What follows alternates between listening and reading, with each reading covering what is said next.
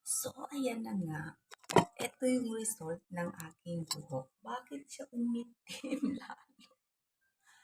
Pero ano siya, naging red wine naman sa konti. Pero kasi one time pa lang nilagay ko. So, mamaya lagyan ko siya ulit. So, naging ganyan na yung kulay niya.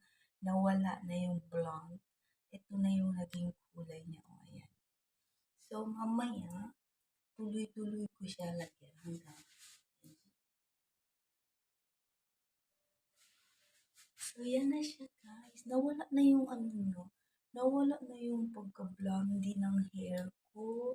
Nawala na rin yung highlights ko. Natabunan na siya, guys. So, ito na po siya. Tapos, ginamit ko siya, no? Wala po. Hindi ko alam kung mayroon na siyang on the way na conditioner. Kasi nagaganyan na lang siya, oh. Hindi pa ako nag-supply sa umaga. Hindi talaga kasi ako nagsusupply. So, ayan na po siyang kulay, guys. So, kulang pa yan. Siguro mga 1 week ko yan gawin.